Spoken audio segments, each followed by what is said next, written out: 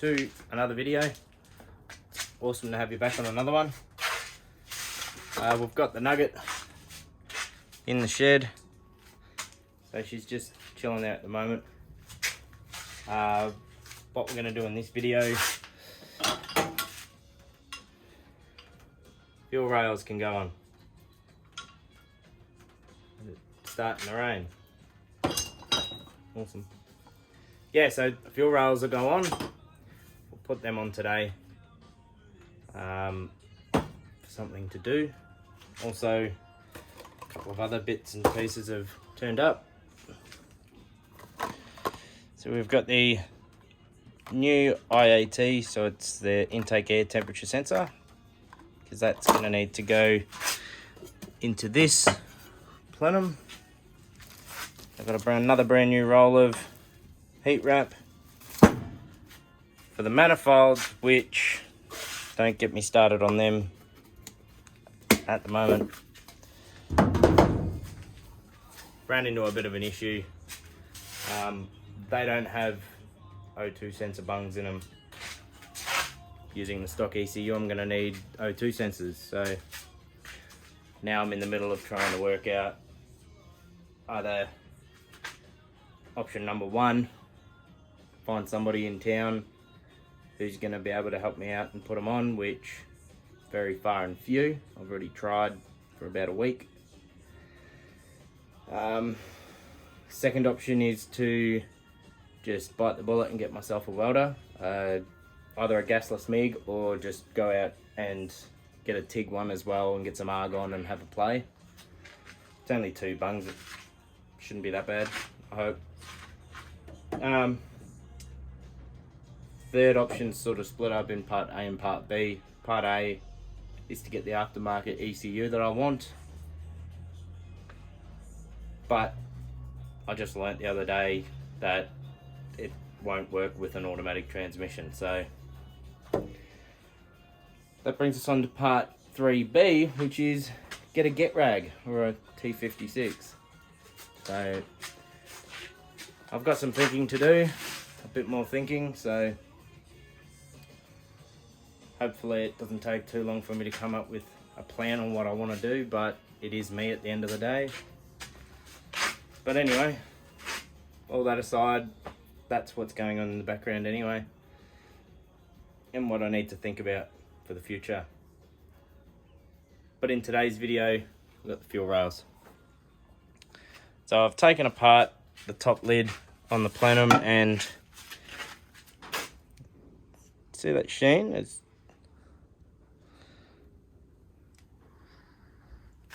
smells like fuel or oil. I am running 98. I don't know if that's going to make any difference.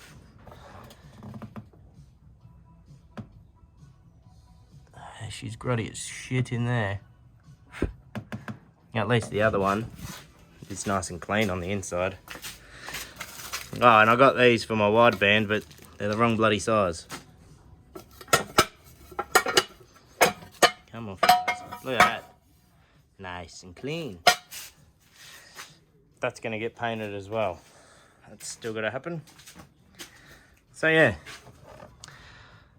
But I'm going to do that today because I'm pretty well sick of doing nothing to the car.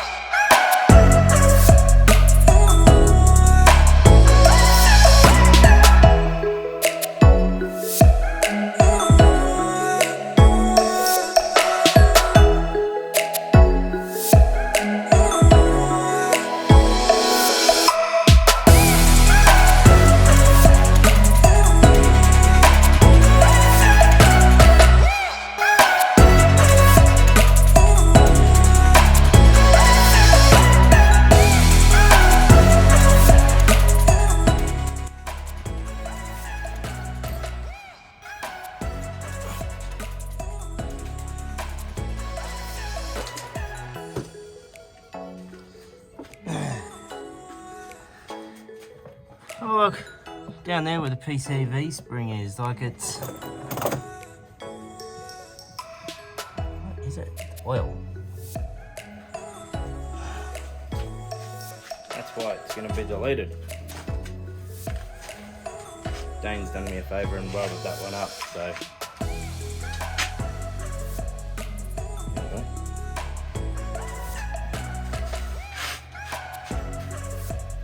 Yeah, we'll undo all these, take that off, put the new one on, put the injectors on, and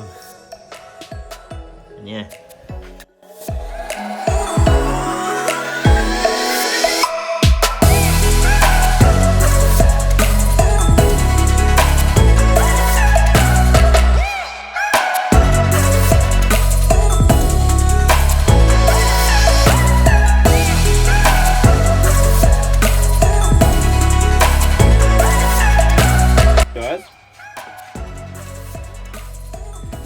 Is I want to try and, I hope this is right, I want to keep them in the exact same spot as I take them off the old rail, put the injectors back on the same spot that they were on pretty much.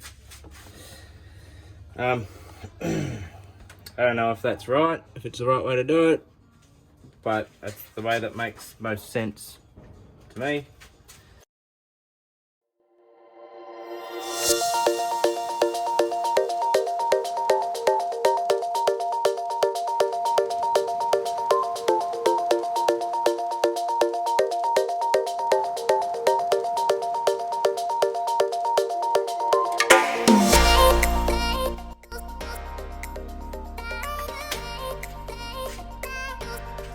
Alright, got all the injectors on now, all in the same spot as they were on the old rail. Now, one thing I did notice, you see that? It has been chipped off. This one's got a crack on it as well. I don't know if the camera's picking that up. See that crack? All the rest looked alright, it's just them two, and I don't really know why that's happened, but I don't know how that came about. Those injectors aren't going to stay on it either. It's going to be getting 1017 injectors, so at this point in time I'm not too fussed about them. I suppose I will be if it breaks apart, but I don't think it's really going to matter. Now that those injectors are on that part of the intake, now I can put it back on the car. Now we can start running the pretty stuff.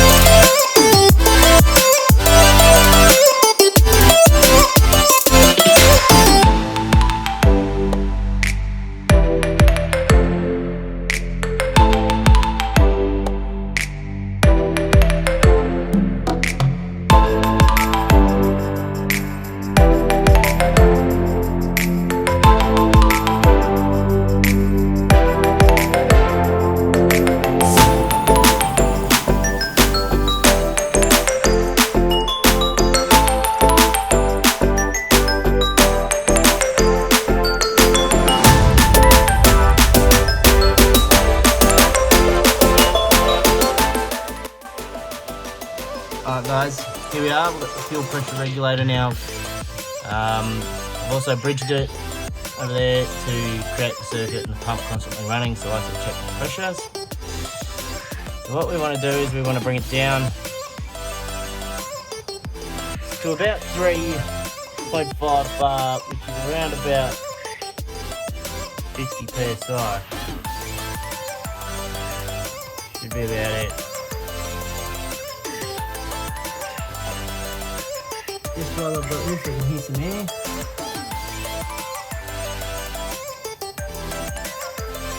Just want to make sure that I've got no leaks. I don't see any leaks. Can't feel any. Once you've set it, whoops, that's lucky there. So that should be right. So that's about 48, 49. So what we'll do now, we'll turn it off. So there we have it guys, she's running.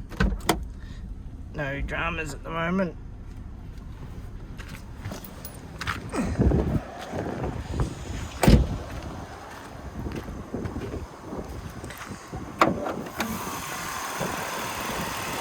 There she is.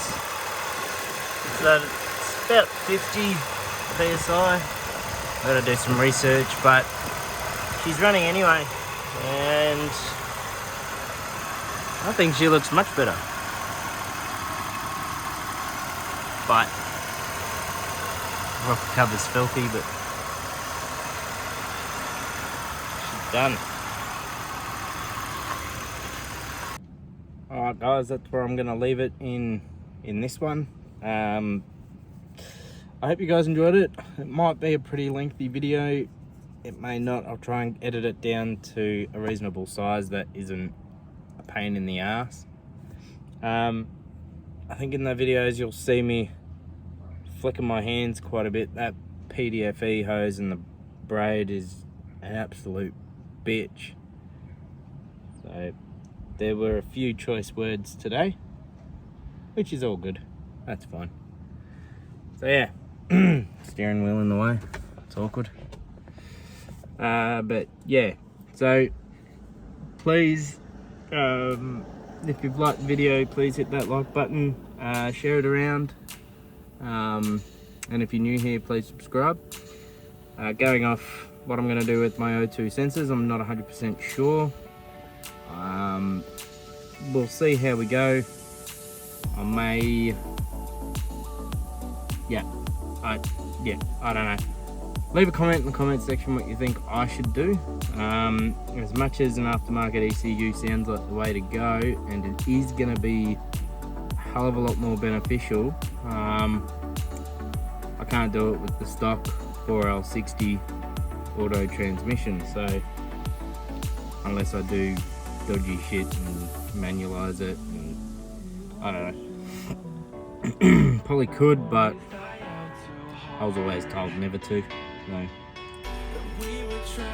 yeah, I don't know what we're gonna do, but yeah.